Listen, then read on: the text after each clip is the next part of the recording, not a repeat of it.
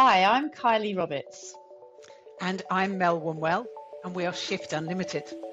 In this podcast series, we will be doing a deeper dive into many facets of living and leading in this modern world, from founder to scale up, right through to leaders of global established organizations. We will explore how we can be more holistic and authentic as we connect more deeply with ourselves, our relationships with others, and the wider world. Let's begin. Welcome to today's podcast focused on storytelling and metaphors. Why is storytelling and metaphors important in leadership and coaching? Well, it's not always just about asking questions and leading with inquiry. Sometimes we do need to share information, and it's more powerful to share information through storytelling and metaphors than just to give our opinions. And if a picture paints 1,000 words, then a story paints 1,000 pictures. For decades, if not centuries, storytelling has been a powerful feature in human life. Throughout history, there have been many famous storytellers, and in the area of therapy, Milton Erickson was a wonderful storyteller, using the power of stories to transform his clients' thinking in dramatic and life-changing ways. So I don't know if you've heard the story of an old Cherokee chief who was teaching his grandson about life. He said, "A fight is going on inside me," to the boy. "It's a terrible fight, and it's between two wolves.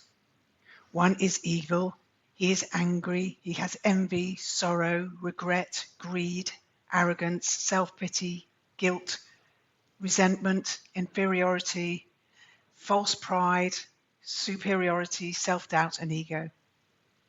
The other is good.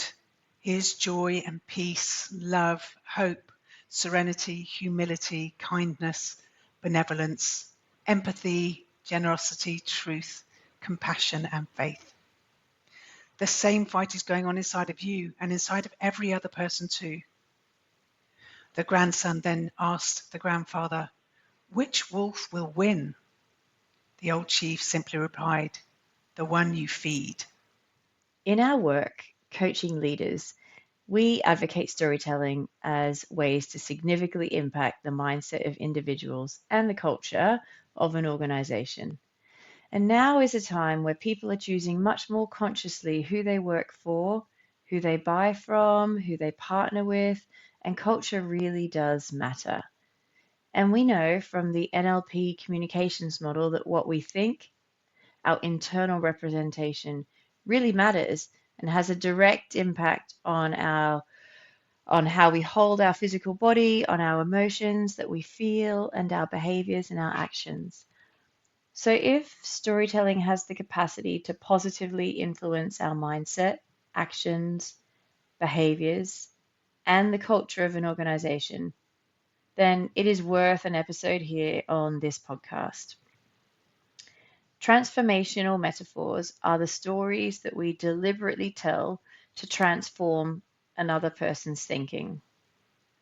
And as Mel said, Milton Erickson was a wonderful storyteller.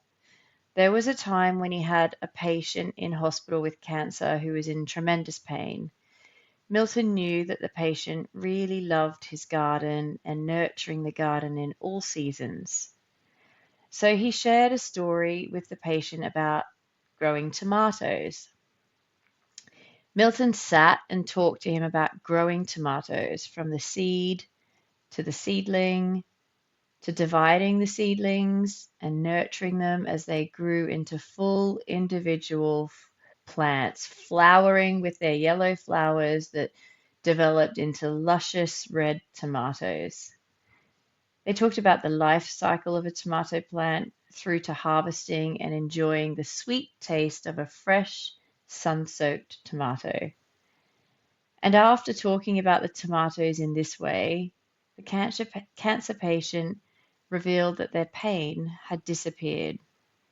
In our own work as a coach, we've used storytelling often.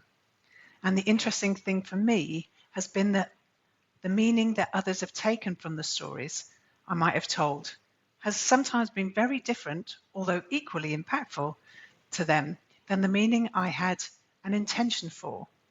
This is one of the reasons why we love storytelling so much for leadership and coaching. So what's the reason that storytelling and metaphors work so well? The story captures the attention of the conscious mind in such a way that the conscious mind cannot work out the link between the story and the problems that the person is facing in that moment. But at an unconscious level, we know that the mind works symbolically.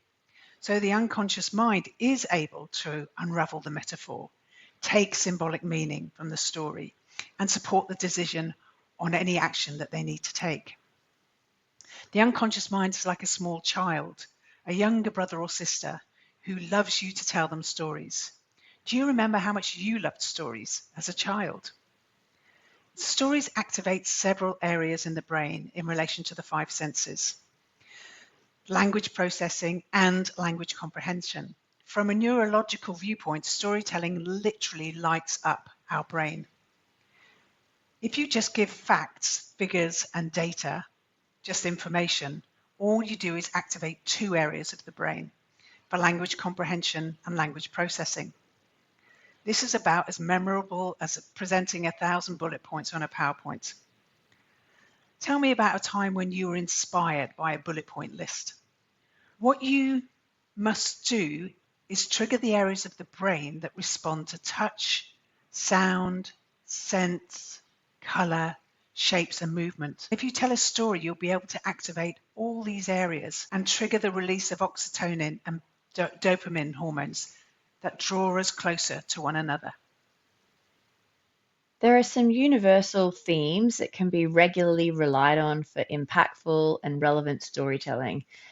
And some of these that you could use in your own day for storytelling include things like Christmas Day, a first date, first driving lesson, learning something new. Everybody at some point has had to learn something new. That's a universal experience. Tasting something delicious, doing something adventurous, going outside of your comfort zone, a first holiday, getting a good night's sleep, entering a room of people that you don't yet know, an important presentation, your first day of work, seeing snow for the first time. You can use these universal themes if you're struggling to find a context for your story, and they're pretty much guaranteed to win the attention of your audience due to the unconscious rapport that will be created. However, it's not just as simple as that. To create a lasting memory with your story, you will want to be compelling and interesting when you tell it. And there are some key pointers to storytelling that are worth having front of mind when you're crafting a story. Have an attention grabbing start, like jump straight into the action. Capture their imagination with rich sensory language. You'll remember from a previous podcast the visual, auditory, kinesthetic, auditory, digital, sensory preferences. Use them for rich sensory language. And also, the Milton model patterns are excellent for storytelling. At the end of the story, wind the story up quickly, keep it to the point, keep it short, keep it punchy, and make it relevant to the audience. Storytelling and transformational metaphors have a lot in common. However, there are some differences as well. Storytelling is designed to be more generic and universal than a transformational metaphor. Think about Milton and his cancer patient. This was a transformational metaphor because it was tailored to the individual. Transformational metaphors, as with stories, have the incredible power to transform thinking, and they're excellent to use in coaching and in leadership on a more one-to-one basis. So how do you go about creating an intentional transformational metaphor? There are a number of steps. The first one is to gather information from the client. What's their challenge? What do they want instead? What stops them from having it now? What's important to them outside of the problem? This question is asking about their life generally and what's important to them, hobbies, things like that. What do they enjoy the most? What hobbies do they have? Second step then, once you've gathered this information, you can leave the client and go into your own creative space. Use lateral chunking and ask yourself the question over and over again. What's another example of this? What is this an example of?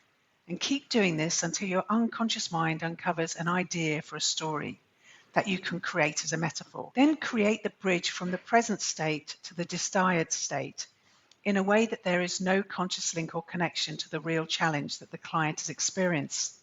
So it shouldn't be too obvious and directly linked.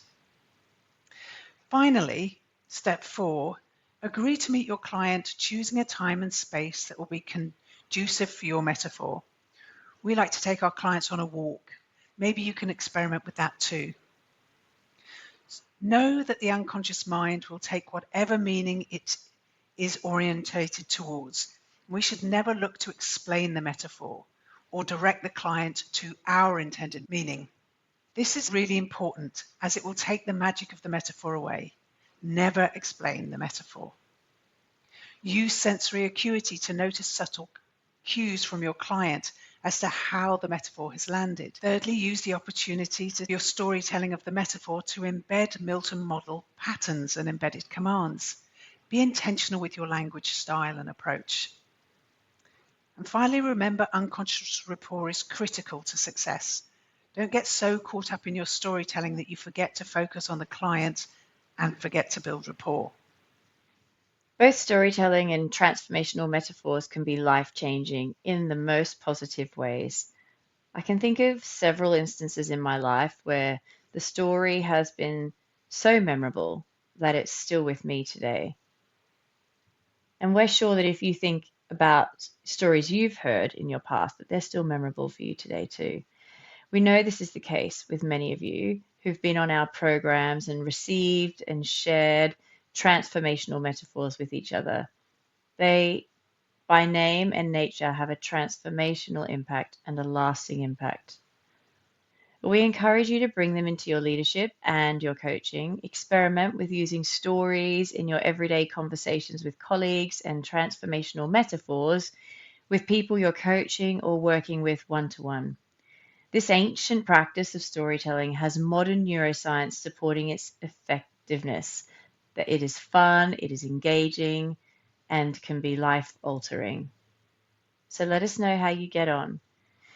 It's time for us to close this episode now. We hope you put it into practice and we look forward to having you with us in the next episode.